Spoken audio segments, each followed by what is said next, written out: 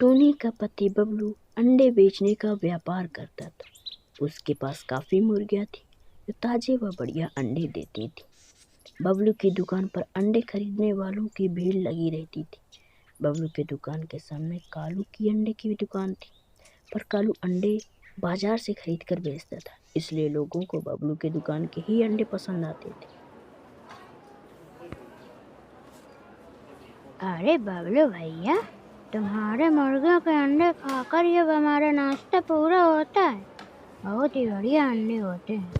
शुक्रिया भैया, ये लो आपके अंडे पैक कर दिए। हम तो सारा दिन दुकान में मक्खी मारते रहते, और ये बबलू कमा कमा के बहुत आगे बढ़ चुका। ये लो, रोटी लाई थी खा लो। मुझे कुछ करना होगा। इसकी दुकान पाली हुई मुर्गियों का कार्ड ही चल रही है। मुझे इन मुर्गियों के बारे में ही सोचना होगा। कालू रात में मौका देखकर बबलू की पाली हुई सारी मुर्गियों को खुला छोड़ देता है, और अगले दिन बबलू जब मुर्गियों को गायब देखता है तो उसके होश उड़ जाते हैं। हे भगवान, मेरी मुर्गियाँ कहाँ गई? सारी मुर्गियाँ गायब है। माँ, टूनी, जल्दी आओ, हम तो बर्बाद हो गए। हमारी सारी मुर्गियाँ न जाने कहाँ चली गई। हे भगवान, ये क्या हो गया? लगता है रात में किसी ने मुर्गी का ताला तोड़कर मुर्गी को खुला छोड़ दिया है। कोई आपके काम से ईर्ष्या करता है, उसी ने यह सब किया है। पता नहीं कौन मुझसे अपनी दुश्मनी निकाल रहा। बबलू उदास मन से अपनी दुकान की ओर जाता है, पर वहाँ कालू की दुकान पर अंडे खरीदने वालों की भीड़ देखकर वह हैरान हो जाता है। क्या हुआ बबलू भाई? आज तुमने दुकान नहीं खोली क्या? तुम्हारे मुर्गे ने अंडे नहीं दिए क्या? है। मुझे सब पता है, ये कालू का ही किया धरा है। मेरे पास इसे पकड़ने के लिए कोई सबूत नहीं है, इसलिए मेरा इस वक्त चुप रहना ही ठीक है। बबलू बहुत परेशान रहने लगा था। उसकी मुर्गियाँ खो जाने से उसके पास अब कोई भी काम नहीं रह गया था। कालू दिन पर दिन अपनी दुकान पर अंडे बेचकर पैसे कमा रहा था। बबलू को इस तरह मायूस देखकर टूनी और उसकी सास बहुत दुखी थी। एक दिन टूनी ने अपनी सास सुधा से कहा, माँ जी, मेरी ये सोने की अंगूठी रखिए। चलिए हम इसे बेचकर कुछ नई मुर्गियाँ खरीद लाते हैं और इनको दे देंगे। जब तक मुर्गियाँ नहीं होंगी तब तक काम शुरू नहीं होगा। तुम जैसी बहू जिस घर पर हो वो घर स्वर्ग से कम नहीं है। ठीक है बहू, हम मुर्गियाँ खरीदने चलते हैं। अरे माँ जी, आज तो बाजार ही नहीं लगा। पता किया है, अब एक हफ्ते बाद ही बाजार लगेगा। अब क्या करें? अब एक हफ्ते तक बबलू खाली कैसे बैठेगा? क्या करें माँ जी, अब एक हफ्ते का इंतजार तो करना ही पड़ेगा। मेरे पास तुम्हारी समस्या का हल है। मैं जानता हूँ तुम किस परेशानी से गुजर रही हो। आप कौन हैं और आपको कैसे पता चला कि हमारी परेशानी क्या है? मैं विष्णु भगवान का सेवक हूँ। मैं लोगों की सहायता करता हूँ। अच्छा, तो आप हमारी परेशानी का हल दीजिए सेवक जी। लगता है तुम सास बहू में अत्यंत प्रेम है, और ऐसे रिश्तों को देखकर मुझे बड़ी खुशी मिलती है। मैं जानता हूँ कि तुम यहाँ मुर्गियाँ लेने आई थी और बाजार बंद देखकर यहाँ से वापस लौट रही थी। मैं तुम्हें ऐसे बीज दूंगा जिसकी सहायता से तुम अंडे की खेती कर सकती हो, और उसके लिए तुम्हें मुर्गियों की जरूरत नहीं पड़ेगी। क्या? अंडे की खेती? पर वो कैसे हो सकती है? ऐसे कौन से बीज हैं जिनसे अंडे पैदा हो सकते हैं?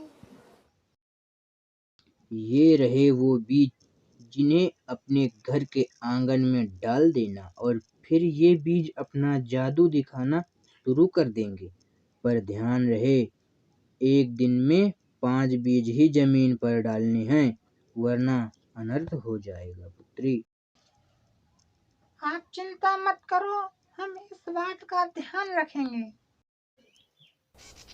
घर जाकर टूनी और उसकी सास बुरी बात बबलू को बताती है और सेवक द्वारा दिए गए बीजों को अपने घर के आंगन की मिट्टी में डाल देती है।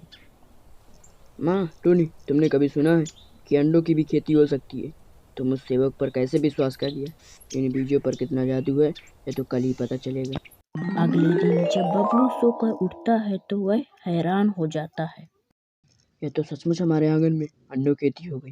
पेड़ों पर अंडे उगा हैं। मैंने कहा था ना कि ये बहुत चमत्कारी बीज हैं। रोजाना के 5 बीज डालने से अगले दिन 500 अंडे उग आएंगे। हाँ, ये तो सचमुच जादू हो गया। अब हम घर के आंगन में ही अंडों की खेती कर सकते हैं। बबलू बेटा, अब तुम्हें घबराने की कोई जरूरत नहीं है। हमारे घर के आंगन में ही अंडों की खेती होगी और फिर तुम उन अंडों को अपनी दुकान पर बेच दिया करना। ऐसे तुम्हारा काम फिर से चल पड़ेगा। तुम सही कह रही हो माँ। अब मैं फिर अपनी दुकान पर अंडे बेच सकता हूँ। ये सब आप दोनों के कारण ही संभव हो पाया। टूनी और उसकी सास रोजाना घर के आंगन में बीज डाल देती और अगले दिन 500 अंडे घर के आंगन में उग जाते। धीरे धीरे फिर बबलू का काम चल पड़ा। बबलू अपने दुकान के अलावा बाहर की दुकान पर भी अंडे की सप्लाई करने लगा। बबलू का काम फिर से अच्छा देख कालू ईर्ष्या से भर गया। जब उसे सच्चाई का पता चला तो वह अपनी पत्नी से बोला, तुम्हें किसी तरह बबलू के घर जाना है और वो जादुई बीज चुरा कर लाने हैं, समझी? ताकि हम उन जादुई बीजों से अंडों की खेती कर सकें। तुम चिंता मत करो, मैं चाय पीने के बहाने में जाऊंगी और मुट्ठी भर के बीज चुरा लाऊंगी। फिर तुम रोजाना अंडे की खेती करना। कालू की पत्नी बहाने से टूनी और उसकी सास के पास जाती है और बातों ही बातों में बीज चुरा कर घर लौट आती। ये देखो, मैं कितने सारे बीज चुरा लाई हूँ। तुम एक काम क्यों नहीं करते हो? ये मुट्ठी भर के बीज आंगन में फैला दो और जितने ज्यादा अंडे होंगे उतनी ज्यादा कमाई होगी। कालू अपनी पत्नी के कहने पर एक नहीं पर 2 मुट्ठी भर बीज आंगन में फैला देता है और सेवक के कहने के अनुसार अगले दिन जब कालू और उसकी पत्नी सोकर उठते हैं तो वो घबरा जाते हैं। उनका पूरा घर अंडों से भरा हुआ था और दोनों अंडों के बीच में दबे हुए थे। तभी अचानक कालू की दुकान का नौकर यह सब देख लेता। अरे कोई जल्दी से जाओ, बबलू को बुला कर लाओ। अरे ये सब कैसे हो गया? माँ टूनी, ये दोनों तो इस अंडे के ढेर के नीचे दबकर मर जाएंगे। इनकी मदद करो। तभी वहां पर सेवक आ जाते।